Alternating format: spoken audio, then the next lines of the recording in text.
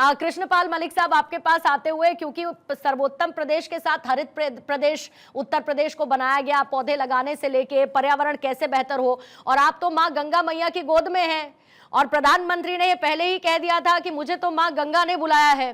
तो पर्यावरण के लिहाज से, गंगा की सफाई से लेके, माँ गंगा की पौधे रोपित करने से लेके, क्योंकि साथ साथ सर इंफ्रास्ट्रक्चर बड़े पैमाने पर डेवलप हो रहा है और उत्तर प्रदेश तो नजीर बनता है कई मामलों में।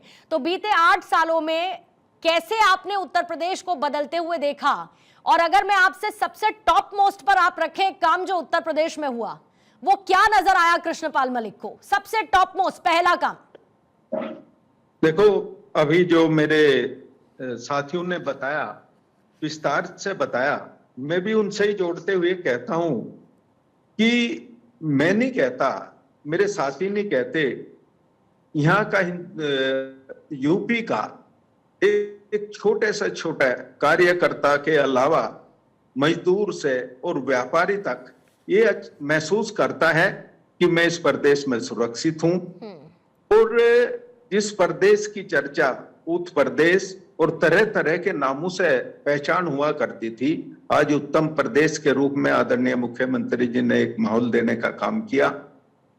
और हम 8 साल बोल रहे हैं, बीच में 8 साल हमें पूरे मिले भी नहीं, उसमें कोरोना का भी ऐसा दौर आया जिसने इस सारी व्यवस्थाओं को ब्रेक कर दिया था। लोगों को जीवन और खाने के लाले पड़ने लगे थे। ऐसे माहौल में भी आदरणीय मुख्यमंत्री जी ने, आदरणीय प्रधानमंत्री जी ने इस देश और प्रदेश में ऐसी व्यवस्था दी कि किसी को भूखे नहीं सोने दिया। और इससे बेहतर क्या हो सकता है?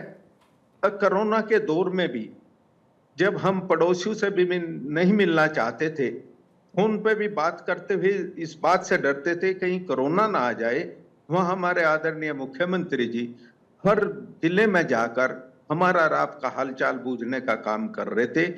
इससे बेहतर क्या हो सकता है?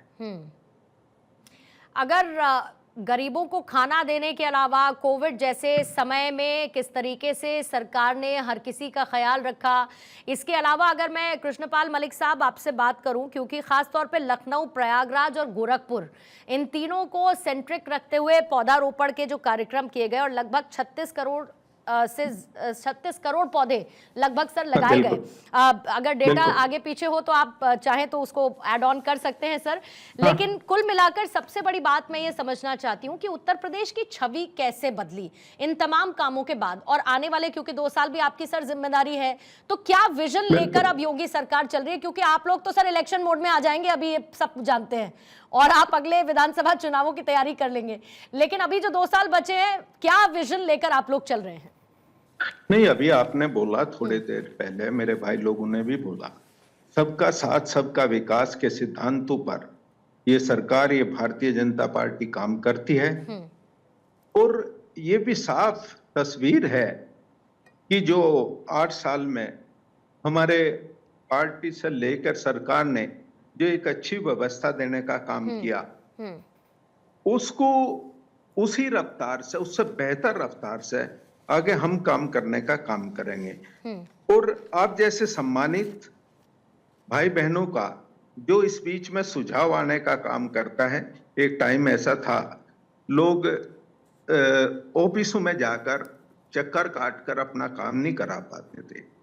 आज योगी सरकार ऐसी सरकार है कि हर मंत्री जिले में जाकर उन समस्याओं को सुनने का काम करते हैं। आदरणीय प्रधानमंत्री जी मन की बात से हर महीने आमजन से भी बात करने का काम करते हैं।